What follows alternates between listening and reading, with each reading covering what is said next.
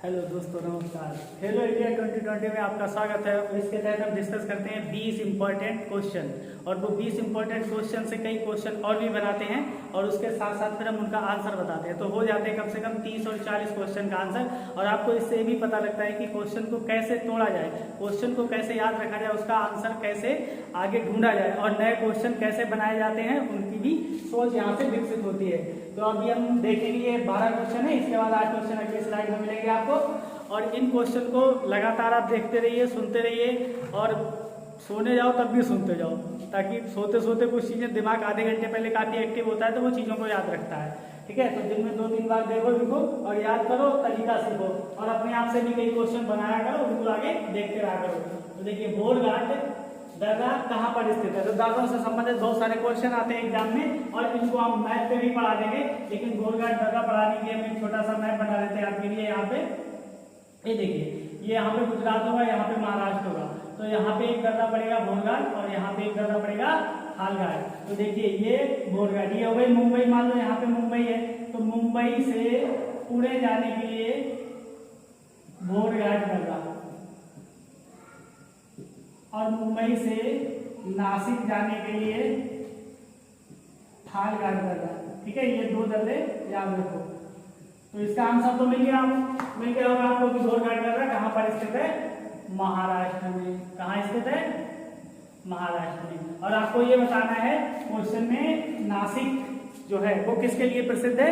इसका आंसर आप comment box में देंगे। अगला क्वेश्चन, भारत में सबसे लंबा समुद्री तट किस राज्य में? मैंने पहला ही वीडियो बनाया कल ज्योग्राफी का, उसमें भारत का सामान्य परिचय दिया है। उसमें ये मैंने डिस्कस किया है कि भारत में सबसे लंबा समुद्री तट किस राज्य में है। तो देखते हैं यहाँ से कितने क्वेश्चन बनते हैं। देखिए, सबसे लंबा समुद्री तट का आंसर हो जाएगा गुजरात। आपको भी पता होगा, ये जो तट है यहाँ से जो आता है ये गुजरात का सबसे लंबा समुद्री तट है। अब मान लो सबसे लंबा समुद्री तट पूछ लिया, तो हो सकता है सबसे छोटा समुद्री तट पूछे, तो सबसे छोटा समुद्री तट किसका हो जाएगा? गोवा का। गोवा वाली बीच पे सबसे छोटा समुद्री तट है। ठीक है, डुअल करने जाया करो। तो ठीक है, ये गुजरात, गोवा। मान लो आपसे अगर ये पूछ ले कि ये जो गुजरात है, यहाँ पे ऐसे कौन सा पठार है, कौन सा है? तो वो है काठियावाड़ का पठार। ठीक है, जो काली मिट्टी से बना हुआ। तो लोकेशन को ऐसे ही एक बार गुजरात पढ़ा तो गुजरात के बारे में सारी जानकारी इकट्ठी कर ली। और आपसे यहाँ पे ये भी पूछ सकता है कि कितने राज्यों की तटरेखा समुद्र से लगती है? कितने राज्य तटरेखा वाले हैं? मैंने बताया था 9 राज्य तटरेखा वाले हैं। गुजरात से शुरू करो और गिनो। गुजरात, उसके नीचे आओ कर्नाटक, गुजरात, उसके नीचे आओ महाराष्ट्र, महाराष्ट्र के पास में छोटा सा गोवा, गोवा के नीचे आओ कर्नाटक, कर्नाटक के नीचे आओ केरल, केरल के दूसरी साइड चले जाओ पूर्वी घाट पे, फिर आएगा तमिलनाडु, तमिलनाडु से ऊपर जाओगे आंध्र प्रदेश, आंध्र प्रदेश से ऊपर जाओगे तो उड़ीसा, उड़ीसा से ऊपर जाओगे तो पश्चिम बंगाल। ये 9 राज्य हैं जिनकी तटरेखा मिलती है, और इनको याद भी कर लो। ठीक है, अगला क्वेश्चन, प्रायद्वीपीय पठार किन चट्टानों से निर्मित है? तो किन चट्टानों मतलब चट्टानों का प्रकार पूछ रहा है यहाँ पे। तो इसका आंसर क्या हो जाएगा? किन चट्टानों से निर्मित है? बसाल्ट चट्टानें। जिन लोगों ने पढ़ रखा होगा तो उन्होंने पढ़ी होगी ग्रेनाइट चट्टानें क्या होती हैं, नीच चट्टानें कैसी होती हैं, बसाल्ट चट्टानें कैसी होती हैं। तो दोस्तों, ये जो प्रायद्वीपीय पठार है, प्रायद्वीपीय पठार को एक डायग्राम में भी देख ले ऐसे करके। ये पड़ेगा यहाँ पे प्रायद्वीपीय पठार ऐसे करके, ये हो गया आपका प्रायद्वीपीय पठार। ठीक है, प्रायद्वीपीय पठार लावा निर्मित संरचना है। लावा किससे निकलता है? ज्वालामुखी से। और जो ज्वालामुखी से निकलने वाला लावा यहाँ पे जम गया तो ये क्या हो गया? प्रायद्वीपीय पठार। एक बार क्वेश्चन पीसीएस में ये भी पूछा गया, एक बार क्वेश्चन यूपीएससी ने भी ये पूछा, ये जो प्रायद्वीपीय पठार है उसकी जो संरचना है वो कैसी है? त्रिभुजाकार है। तो उसका कौन सा आकार है? त्रिभुजाकार। तो उसको आपको लग भी रहा होगा। तो ये बसाल्ट चट्टान से निर्मित है प्रायद्वीपीय पठार। ठीक है, और बसाल्ट चट्टान से अगर घिस जाए, बसाल्ट चट्टान टूट जाए तो उन जगह पे कौन सी मिट्टी बनती है? ये भी क्वेश्चन पूछा जा सकता है। तो बसाल्ट चट्टान से बनती है काली मिट्टी, और काली मिट्टी जब बनेगी तो काली मिट्टी में काहे की खेती ज्यादा होगी? ये भी क्वेश्चन पूछा जा सकता है। तो कपास की खेती ज्यादा होगी। ठीक है, और इसमें काहे की मात्रा ज्यादा होगी? आयरन की। अब आपको कमेंट करके ये बताना है कि आयरन का वो कौन सा तत्व होता है इसमें, काली मिट्टी जिसका रंग काला होता है। ठीक है, इस काली मिट्टी को स्वतः जुताई वाली मिट्टी भी कहते हैं। कौन सी मिट्टी? स्वतः जुताई हो जाती है इसकी। कैसे?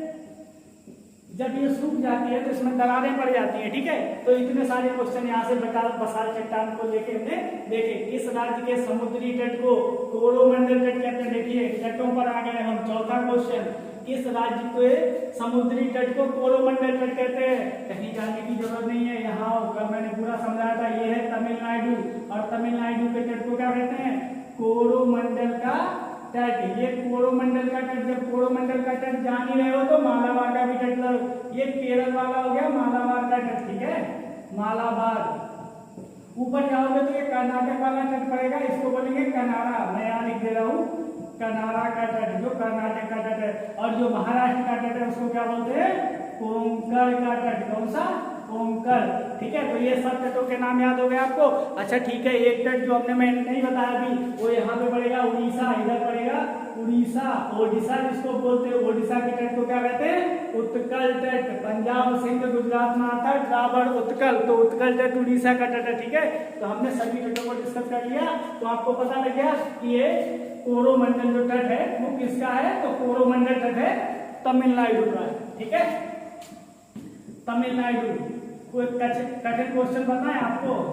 आपसे कभी ये पूछ ले कि चेन्नई बंदरगाह कहाँ है, तो आप बताओगे तमिलनाडु में। लेकिन एग्जामिनर क्वेश्चन बदल भी सकता है, ये भी पूछ सकता है कि चेन्नई बंदरगाह किस तट पर है, ठीक है, एन्नोर बंदरगाह किस तट पर है, तो कोरोमंडल तट पर है। मतलब एक बार पढ़ोगे तो उस पर दूसरे भी क्वेश्चन वहीं पर चिपकाते जाओ। क्वेश्चन ये भी पूछा जा सकता है कि पुलिकट लेक किस तट पर है, ठीक है, तो ये भी याद रखो, ऐसे ही करके याद रखा करो।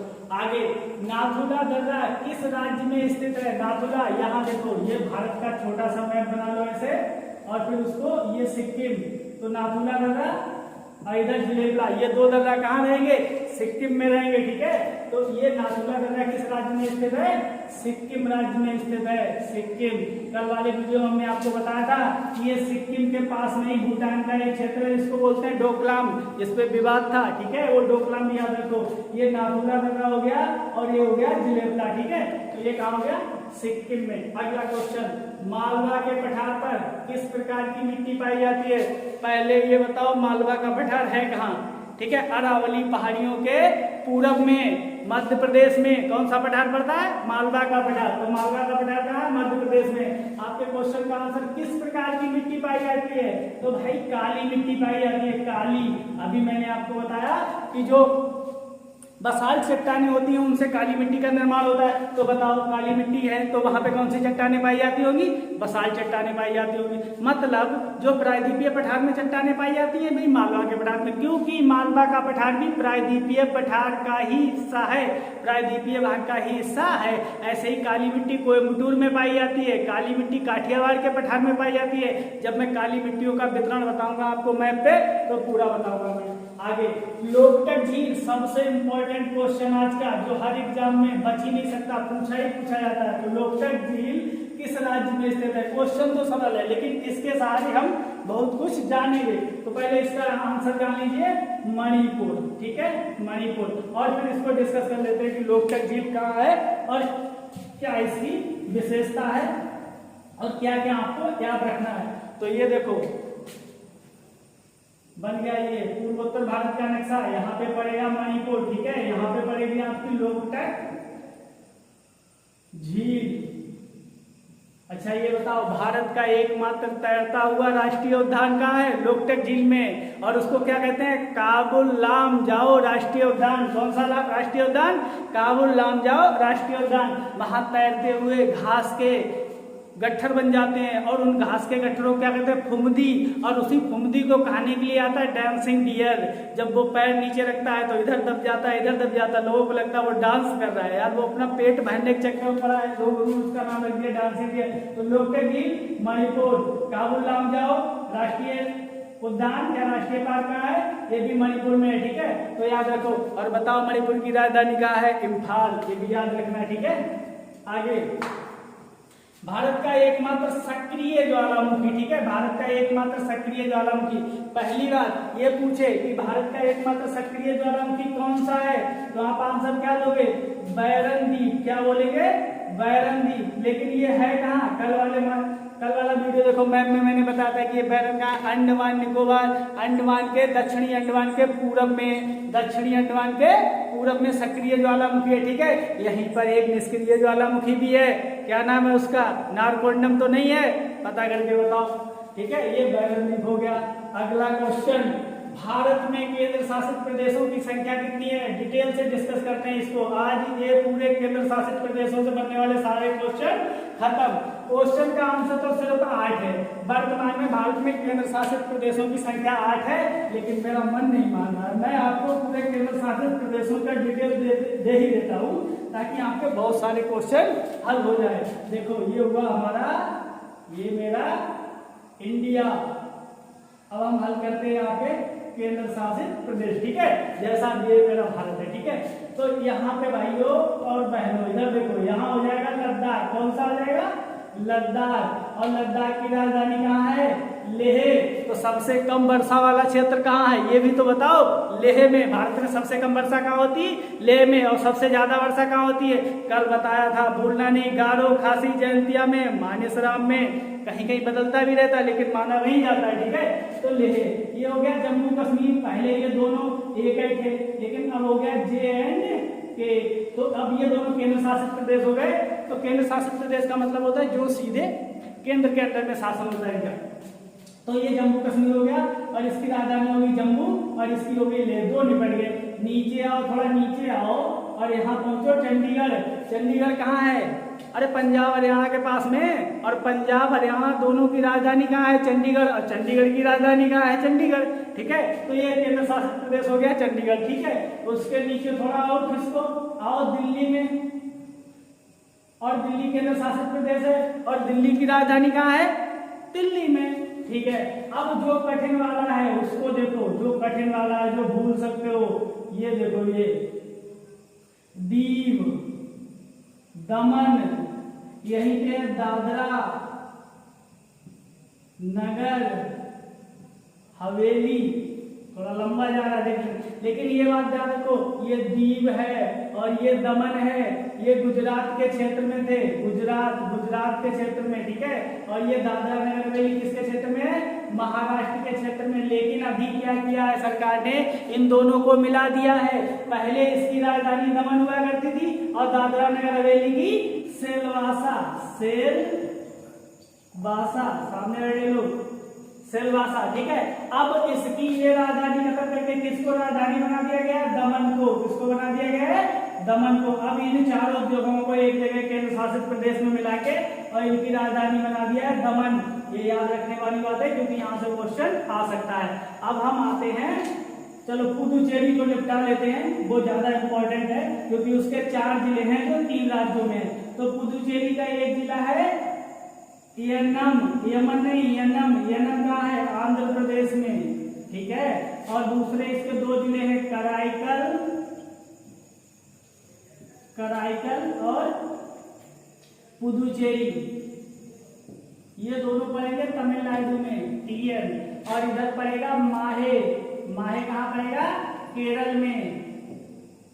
तो देख लो, हाँ, ये 4 जगह फैला हुआ है पुदुचेरी, और इसकी राजधानी कहाँ है, पुदुचेरी में, जो तमिलनाडु में स्थित है। फिर यहाँ पड़ेगा लक्षद्वीप, ठीक है। लक्षद्वीप की राजधानी कावरत्ती है। यहाँ पड़ेगा अंडमान निकोबार, और अंडमान निकोबार की राजधानी कल मैं बता चुका हूँ कहाँ है, पोर्ट ब्लेयर। तो हमने ये केंद्र शासित प्रदेश देख लिए। यहाँ से जो भी क्वेश्चन है आप बता देना, ठीक है। ऐसे केंद्र शासित प्रदेश जो अरब सागर में भी और बंगाल की खाड़ी दोनों में है, तो वो कौन सा है, पुदुचेरी, ठीक है। तो ये देख लो, ये मैप देख लो ध्यान से। और फिर अगला क्वेश्चन हम करते हैं। तो संख्या 8 हो गई, वो भी आपके लेना। श्रीहरिकोटा द्वीप किस झील में अवस्थित है। श्रीहरिकोटा द्वीप बहुत इंपॉर्टेंट है। क्यों इंपॉर्टेंट है श्रीहरिकोटा द्वीप, क्योंकि यहाँ पे हमारा सतीश धवन राष्ट्रीय प्रक्षेपण उपग्रह प्रक्षेपण केंद्र है, जहां से हम अपने सैटेलाइट लॉन्च करते हैं, ठीक है। तो सतीश धवन, तो ये किस झील में है, झील का नाम बताना है। और झील का नाम क्या है, पुलिकट। आपको ये भी क्वेश्चन पूछा जा सकता है, किस झील में पुलिकट। आपसे ये भी क्वेश्चन पूछ सकता है कि पुलिकट झील किन के राज्यों में है। तो पुलिकट झील आंध्र प्रदेश और तमिलनाडु दोनों में है, तमिलनाडु दोनों में है, ठीक है। ये क्वेश्चन देख के जाना। और यहीं पे हमारा सतीश धवन अंतरिक्ष प्रक्षेपण केंद्र, या जो हम सैटेलाइट लॉन्च करते हैं वो यहीं से करते हैं, ठीक है, जिसको सार बोलते हैं। तो ये यहाँ से 4-5 क्वेश्चन बन गए। भारत की सबसे सर्वाधिक आबादी वाला द्वीप बताओ कौन सा है, भारत का सर्वाधिक आबादी वाला द्वीप। इसका आंसर हो जाएगा सालसेट, सेट, ये इसका आंसर हो गया। लेकिन सालसेट द्वीप पर कौन सा शहर बसा हुआ है, इसलिए कहते हैं सबसे बड़ी आबादी वाला, तो मुंबई। मुंबई देखा, बॉम्बे मुंबई, ये मुंबई जो है वो सालसेट द्वीप पर बसी हुई है, इसलिए सालसेट द्वीप सबसे अधिक आबादी वाला द्वीप है। अगला है लक्षद्वीप, और किससे निर्मित है, मतलब कुछ द्वीप ऐसे होते हैं जो पहाड़ों के उठने से बन जाते हैं मगर वहां पहाड़ी होती है। जैसे अंडमान निकोबार द्वीप का निर्माण कैसे हुआ, हिमालय पर्वत का ही हिस्सा है, वहां से पहाड़ियों, जैसे हिमालय पर्वत ऊपर उठा वैसे ही समुद्र में पहाड़ी ऊपर उठी तो वो उसका हिस्सा है। लेकिन लक्षद्वीप ऐसे नहीं बना, लक्षद्वीप बनने की कहानी है कोरल द्वीप। क्या है, कोरल रीफ या प्रवाल भित्ति। प्रवाल भित्ति क्या होता है, प्रवाल भित्ति, प्रवाल छोटे छोटे कीट, छोटे छोटे जंतु होते हैं जो समुद्र में पाए जाते हैं, वो क्या करते हैं, चूना का उत्सर्जन करते हैं, उससे दीवार बन जाती है, जैसा द्वीप होता है गोल गोल। तो यहाँ लक्षद्वीप में एटॉल की संख्या बहुत है, जो कोरल द्वीप के तरह ही होते हैं, गोल गोल होते हैं, एटॉल की संख्या बहुत है। ठीक है, तो ये प्रवाल भित्ति निर्मित द्वीप है। अगला क्वेश्चन कि लक्षद्वीप की राजधानी कहाँ है, अभी हमने बताया था कावरत्ती में है, ये भी पूछा जा सकता है। लक्षद्वीप में कुल कितने द्वीप हैं, तो लक्षद्वीप में कितने द्वीप हैं, 36। कितने हैं, 36। संख्या याद रखो, लक्षद्वीप में कितने द्वीप हैं, 36, 36।